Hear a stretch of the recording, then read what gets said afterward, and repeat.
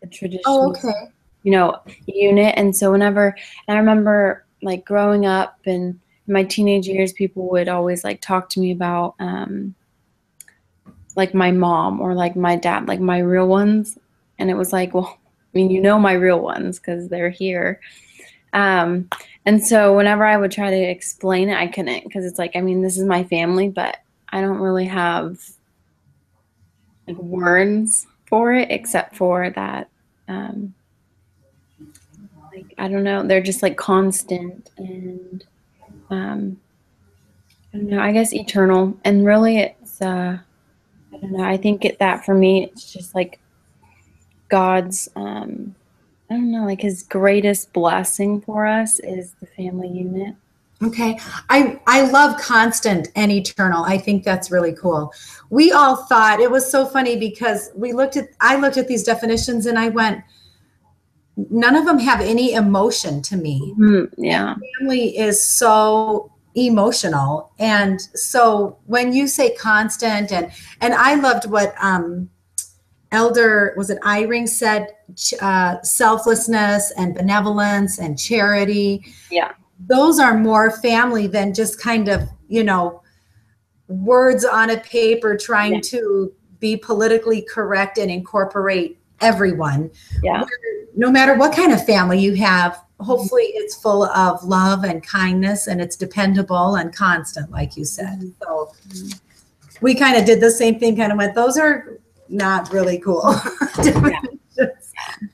So, okay, so then the other part is we just kind of went through the questions on the third sheet or the group activity. And do you see where those are? They're at the end of that assignment. Let me get there.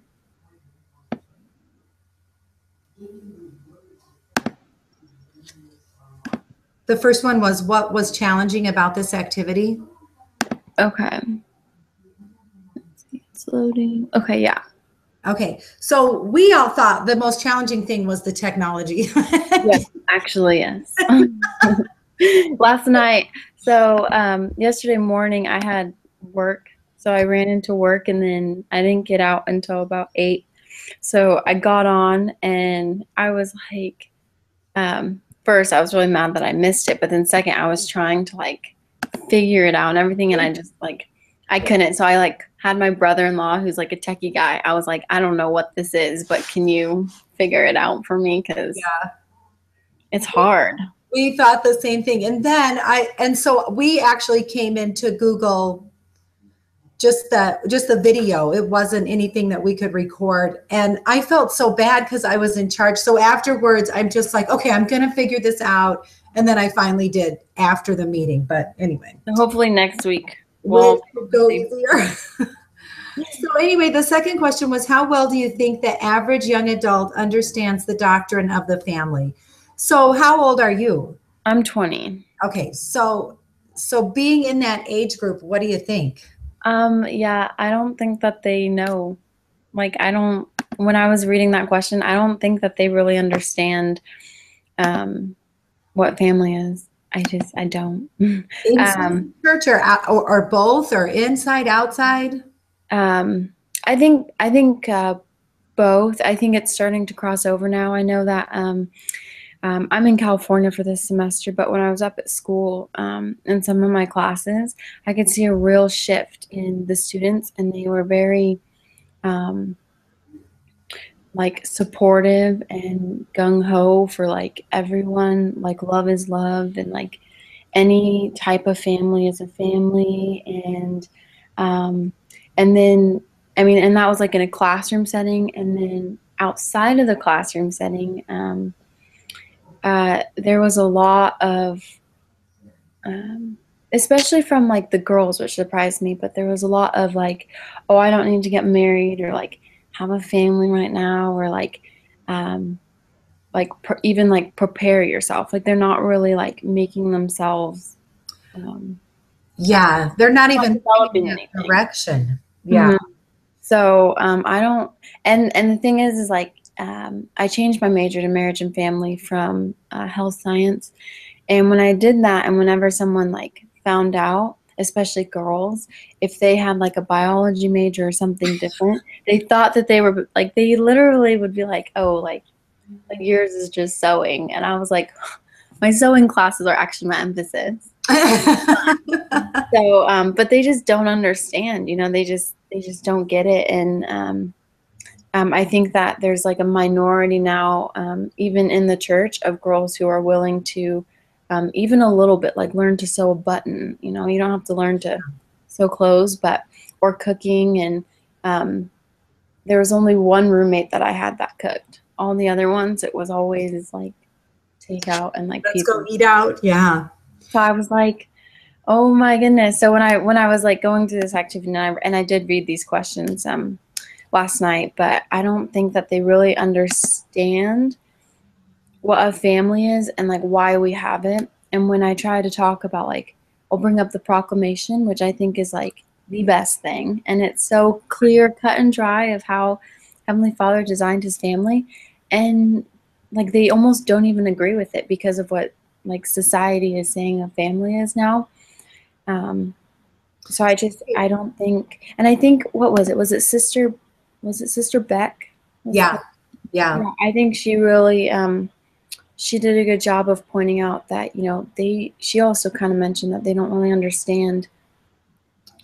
So to hear you say that is really refreshing to me, because now, see, I'm 50, so I have kids your age. Mhm. But as I've gone through my schooling in marriage and family, I have realized that the young single adults in the church have such a skewed view of the family, just like you said, and it's not the most important thing to them. So I thought, well, maybe that's just, you know, those kids that were in my classes. So then my husband and I were called on a 12-month mission to the young single adult ward in our stake. It encompasses like several stakes. Okay.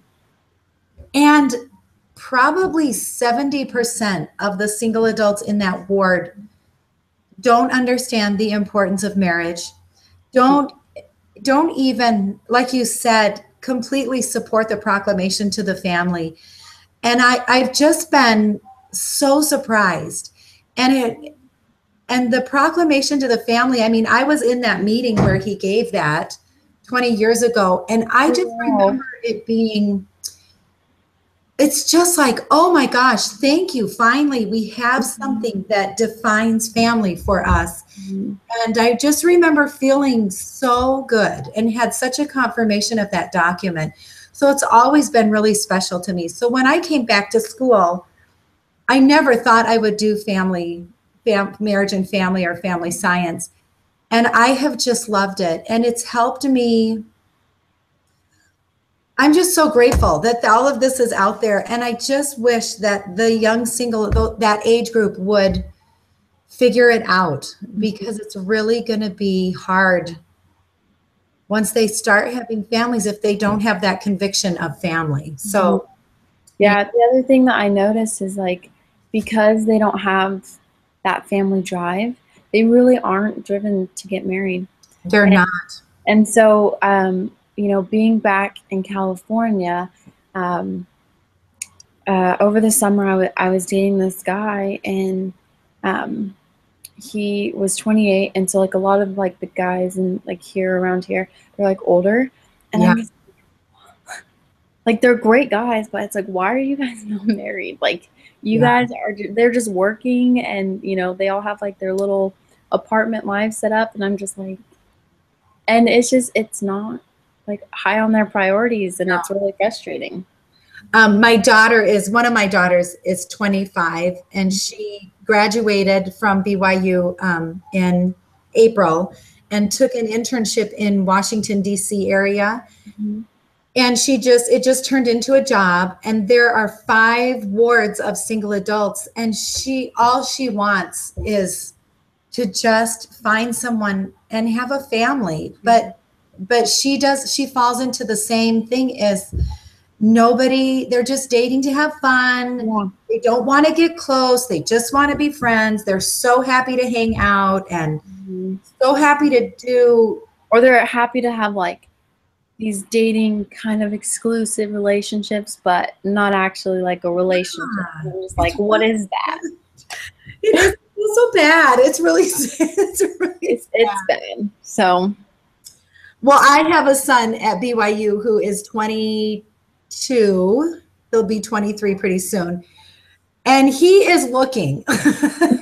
He's really trying. And that's good. And I hope that like the other problem is like you either have the ones who are like okay not getting married and like having a good time, or you have the ones who it's like a check mark. Yeah, he's not like that.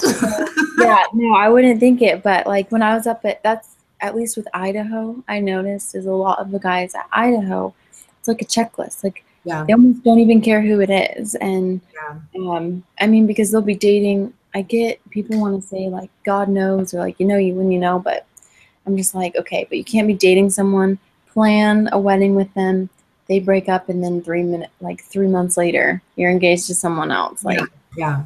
It's just a little suspicious. And so. Jacob said too, I'm sorry, I'm still just sweating. Oh, it's okay. Jacob said too, he goes, you know, Mom, you talk about how the guys don't want to get married and they're avoiding it. He goes, the girls are the same way. Yeah. Yep. They are. And I felt, you know, I don't know. It's just a really different. Starting to be more playful too. They're okay with just playing the field. And I don't know. I don't know if it's because I have more maternalness or what, but it's just like I can't do it. Like I told my mom after this particular guy that I was dating, he just started his master's program at BYU, and you know, and it's his second round there, and so he thinks that he's gonna find his wife because apparently this one wasn't good enough. But yeah, you know, I was just like, after him, I started dating some other people, and I was just like, and they all wanted to like, you know, just have fun and everything, and I was like, this is really not me. So I just moved myself. I'm like, you know, I'll just take a break and come back in a little bit. I don't envy you guys at all because I would hate to be back in the dating scene. I know. I told my mom I wish I was born in a different era. Like, oh yeah. So. Okay, so let's see. The next one is, why do you think it is important that we study the doctrine of the family at the beginning of the semester as opposed to the end? So I think it's important because I think we need to establish like what a family is in the beginning, and you know, reading the proclamation and knowing exactly the family unit that Heavenly Father created is really important because a lot of them are gonna, you know, side with what society calls family now, or is trying to make the new normal. And so I think it's a good thing to have like the basis set so that, you know, halfway through we're not talking about, you know, a same-sex family as the normal. Right. We said the same thing. Totally agree. Okay. Oh, and then the other one, what doctrine or what principle, if understood, would motivate a Latter-day Saint to advocate for family? And again, I chose like the Family Proclamation. I haven't read another document that's so straightforward about the family in such detail. And it, you know, goes as far as the roles of, you know, a father, a mother, and the children. And I think that if they can really understand that, if they want to really understand that and have faith in it, I think that's like the biggest thing. Then they can really be an advocate for the family. But if they don't understand it, or, you know, don't have faith, don't want to believe in it, then they're more easily swayed by what society and what peer pressure is, what I think. We one of the, I'm trying to think who it was. Was it Abigail? I don't know. I've been on so many of these sites this week. I can't remember, but I know I have like 5 classes and using a different video thing. And I'm just like, that's why this one's killing me. Yeah, I have 3 classes, so I'm just whatever. So one of the women brought up that the biggest principle to her is to understand the importance of gender, which the proclamation talks so much about. And that's really where a lot of this confusion is coming in. And so I appreciated that comment. And I thought, to me, since family is what the gospel is totally centered around, and that's the unit that we're going to go in to the eternities with, Yeah. I just fiercely protect the family. And I Mhm. want to be, I just want, for my personal family, I want everybody to just live righteously, do what they're supposed to do so that we can all just get there together, so that our family will not be split up. And this is what I've spent my life doing is building a family. Yeah. And I had great examples of parents. My mom died when she was 8. So and my dad remarried, and so we had a little bit of a different family as well, but it's just a family nonetheless, no matter what type of family you have, or like, you're adopted. And I had a stepmom, which we never even used that term, Yeah. but we just protect the family because that's what we're here to do. So Yeah, I agree. And I do like that gender comment. I think, a lot of that, I think that there's a lot of truth to that. And something from one of my other classes that always stuck with me was it was a member of the church, and he's also a psychologist, I believe is what he is. But he was giving a talk, and he said that during adolescence and young adulthood, everyone will have that thought, like, oh, like if you're a girl, like, oh, am I attracted to like that girl? Or everyone will have that. And he said that it's just part of like development, and it's whether or not you choose to, like, if that's what your focus is. yeah, If yeah, you keep going back to that, that's where you get the gender confusion. It's and he was saying, you're not born, um, you're not born a girl, but you're actually supposed to be a boy. That's like that doesn't happen. right. And so I think I did notice up at school is that even members of the church who aren't actually, trying to change their gender, they are like neutralizing themselves, like the girls who aren't, making these skills that are like motherly or wifey. And then the guys, and this is what my parents always comment on, it's bothering them so much, but the guys are getting like feminine. Yeah. And one of my sister's husband, it drives my parents nuts because he doesn't have like a strong work ethic, and he's okay with my sister going to work and taking care of their 6-month-old, and she has 2 jobs, and I just noticed that, as in the church, even if it's not, gender confusion, they're definitely neutralizing. And That's a good term. I totally agree. And you see that everywhere. I think it's sad because Yeah. I like being able to, cook and sew and, take care of my nephews and I, stuff. I just spent 30 years doing that, and I just loved every single Yeah. minute of it. And I'm grateful.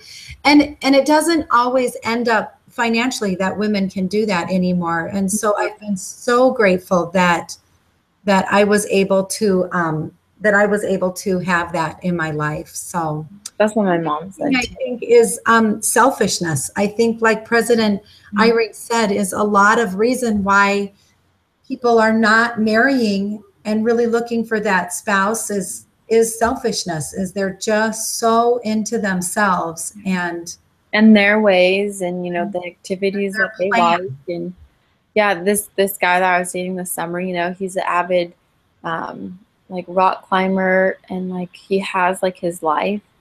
And it was really interesting because I'd come home and talk to mom, and um, I was interested in like the things that he was doing, and I would be like, oh, it would be fun. I was like, how about I go and meet you guys while you're rock climbing? I don't want to rock climb. Like, no, I'm not gonna die.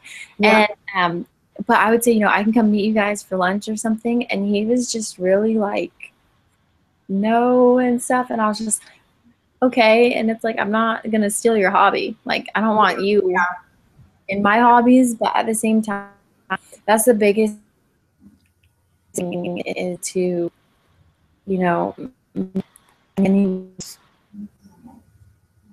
Oh, there we go. Oh, can you hear me, Lacey? wait, Oh, I lost did you. you freeze? Yeah, that's okay. You know what? I have to go I anyway. can hear you. Oh, are Yeah, you? Okay, so I have to go anyway I can hear now, you. but